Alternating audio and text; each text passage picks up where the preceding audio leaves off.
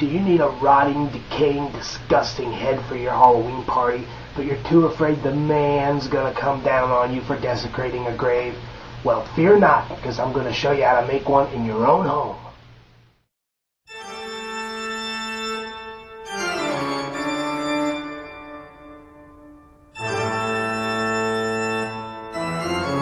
Warning.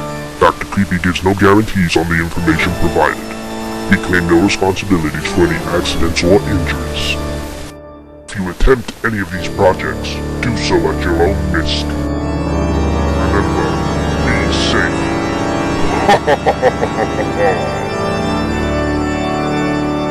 Boys and girls, this is what we're setting out to make.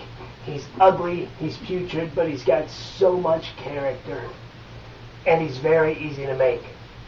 What you're going to need is a skull. Styrofoam, plastic, doesn't matter. Just a pretty good replica of a human skull. Paintbrushes. A bunch of these cheap throwaway paintbrushes are about $1 a piece. I bet on 4 of them. You're going to use 4 easily. Latex. Liquid latex, molding latex.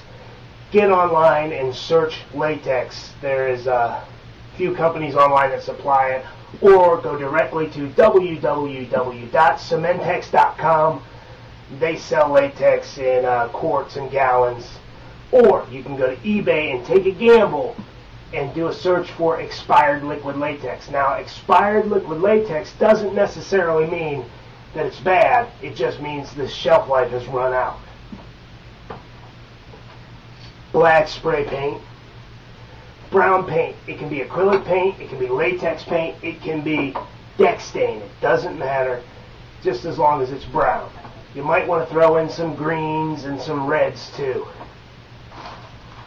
Cotton balls. You can get a bunch of cotton balls at pharmacies, at your drugstores or Walmart or pretty much anywhere, and they're really cheap. We get a whole bag of these. Alright, you guys got everything you need? Let's get to work on our skull. The very, very first step is to unravel your cotton balls. Just unroll them into thin strips of cotton. You can tear them open just a little bit. Do this to about 15 or 20 of them. That'll be enough to get you started.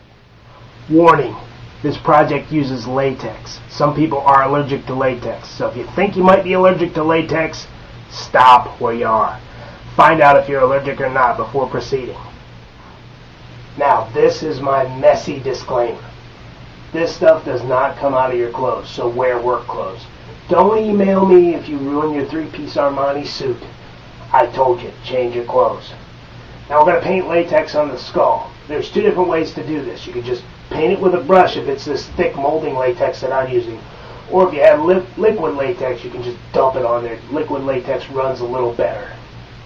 But all you're going to do is get your brush in there and get it all liquid latexy. And start on the top of your skull, just painting a layer of latex.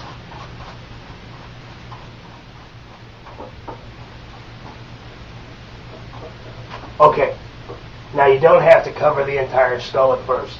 Just do a good section of the head.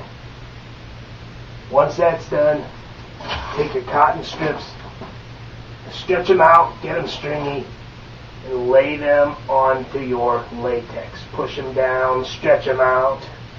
This is going to become all the rotting flesh.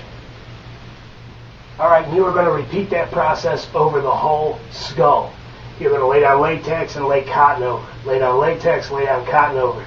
You can use your cotton to build up features on the skull, or be creative. Don't put cotton all over the skull. Leave one half of the skull bare. So it's like all the flesh is off one side of the skull. After that's done, you're going to let this dry. It's probably going to take a few hours. So grab yourself a sandwich and we'll see you back here soon. Now that your undercoat of latex is dry, you're ready for the next step. Paint it all over with latex again. All of your cotton, give it a good coat.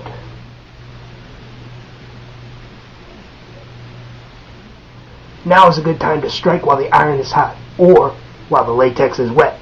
Get in there with your fingers and start pulling the cotton away. Pull it down over the teeth a little, maybe a little over the eye, to give it that drippy, rotty, fleshy look. Ugh.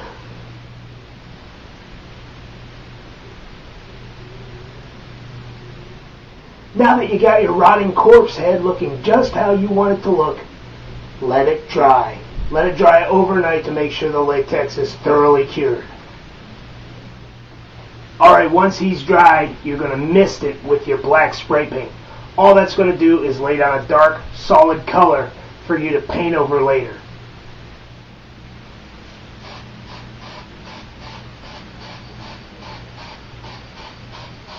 Once you've got that done, you can start applying your brown acrylic paint.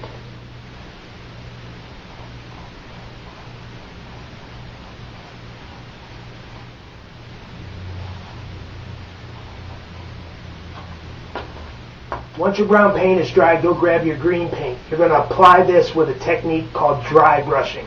Basically what that means is you're going to put some green paint on your brush, then you're going to take your brush and wipe it on a piece of cardboard or something and get all the excess paint off so there's very little left on the bristles of the brush. Then take and lightly brush over your prop with your green paint. It's going to give you a very subtle green, like a mildew or mold. Okay, you're going to dip your brush in your green paint. Then brush all the excess off.